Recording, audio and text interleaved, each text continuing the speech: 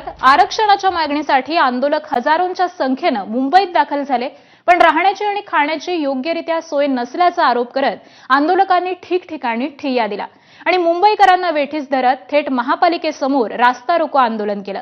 मराठा आंदोलकांमुळे मुंबईत कसा गोंधळ उडालाय पाहूया ते रिपोर्टमधून। छत्रपती शिवाजी महाराज चौकात रास्ता रोको ठिय्या।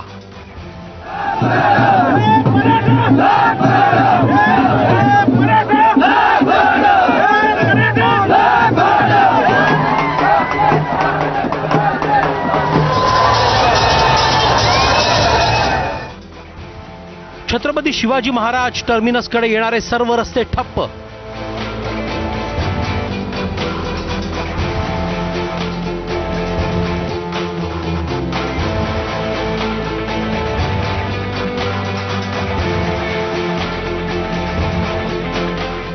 छत्रपती शिवाजी महाराज टर्मिनसमध्ये आंदोलकांची गर्दी।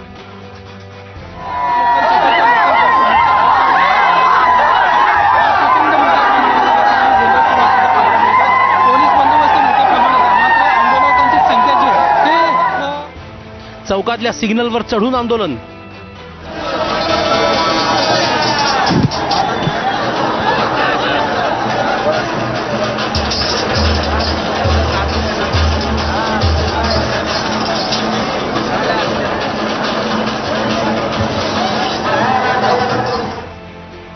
मनपाच्या सेल्फी पॉइंटवर कारंजाचं झालं न्हाणीघर।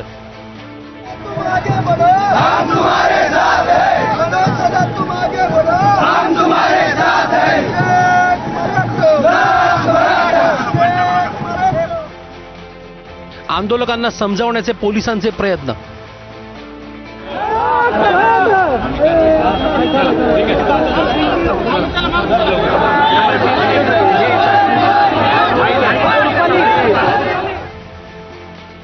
मनोज जरांगेंच्या मुंबईतल्या आंदोलनाच्या दुसऱ्या दिवसाची सुरुवात ही अशी झाली। छत्रपती शिवाजी महाराज टर्मिनसचा चौक हा केवळ मुंबईतील नव्हे तर देशाविदेशातल्या लोकांनी गजबजलेलं ठिकाण। मात्र या चौकात आंदोलनाच्या दुसऱ्या दिवशी बिकट परिस्थिती निर्माण झाली।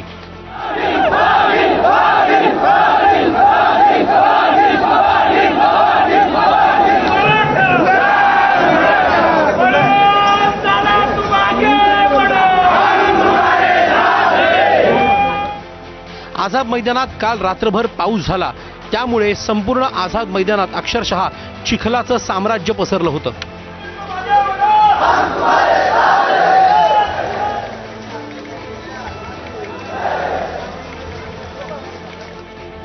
त्यामुळे आंदोलकांनी रात्री आसऱ्यासाठी सीएसएमटी स्टेशनवर ठाण मांडलं।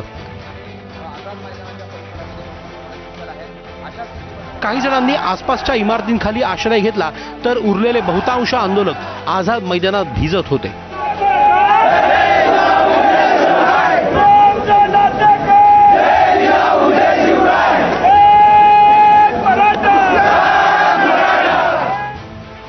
मुंबईत आलेल्या इतक्या साऱ्या आंदोलकांच्या मानानं टॉयलेट्सची अपुरी संख्या, अंघोळीची कोणतीही सोय नाही, त्यामुळे आंदोलकांचा संताप झाला।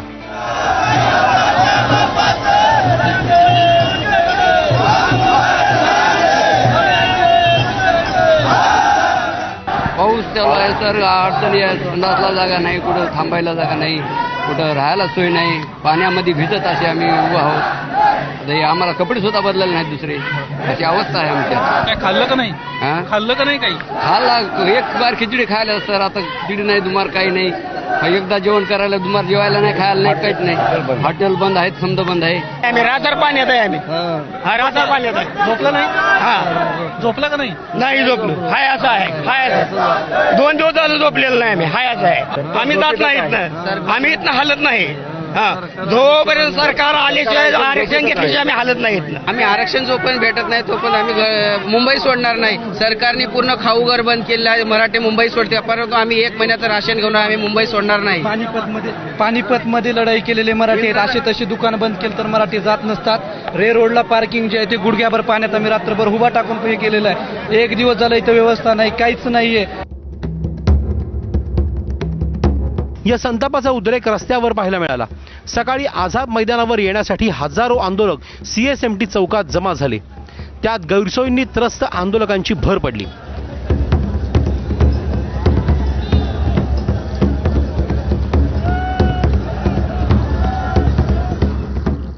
आंदोलकांनी जे फ्लायओव्हर कडून CSMT कडे येणारा रस्ता चौकात अडवला, त्यामुळे वाहनांच्या लांबच लांब रांगा लागल्या होत्या.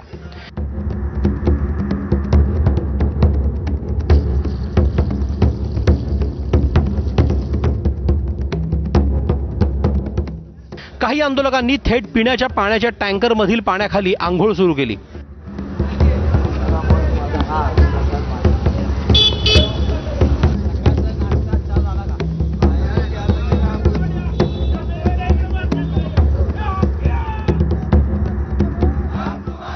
तर काहींनी महापालिकेने उभारलेल्या सेल्फी पॉइंट कारंजातच आंघोळ करायला सुरुवात केली.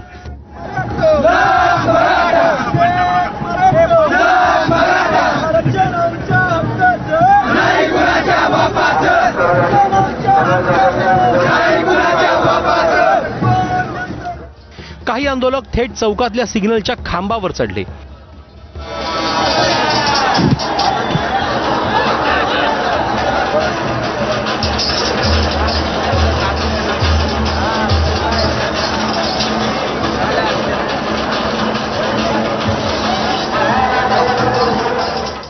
तर काही जणांनी गटागटाने मिळून भर चौकात नाचायला सुरुवात केली.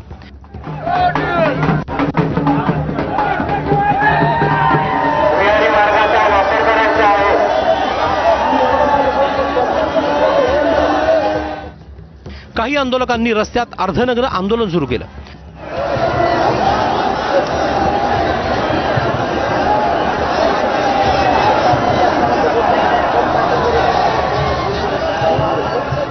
तर काही जणांनी भर चौकातच सर्वांसाठी पोहे करण्यासाठी शेगडी मांडली.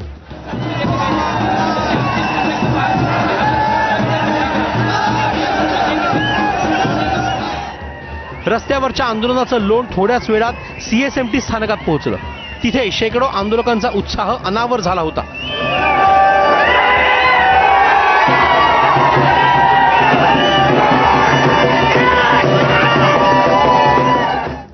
अखेर जवळपास 3 तासांनंतर या सगळ्याची दखल घेत मनोज जरांगेंनी आंदोलकांना गोंधळ न घालण्याचं आवाहन केलं.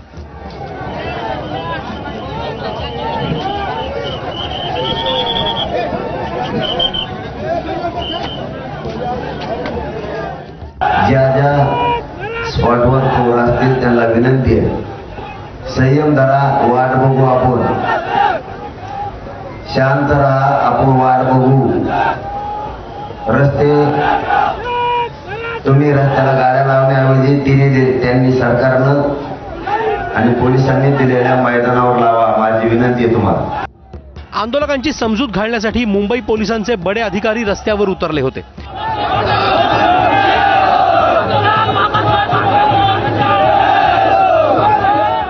त्याचबरोबर कोंडी सोडवण्यासाठी तसंच परिस्थिती हाताबाहेर जाऊ नये यासाठी मुंबई पोलिसांसह CRPF, CISF आणि धडक कृती दलाचे जवानही तैनात करण्यात आले होते. अखेर जरांगेंनी आवाहन केल्यावर परिस्थिती निवळली आणि आंदोलकांनी रस्ता मोकळा केला. मात्र या निमित्ताने महानगरी, राज्याची राजधानी असलेली मुंबई मात्र काही काळ थबकली होती. ब्युरो रिपोर्ट, ABP माझा.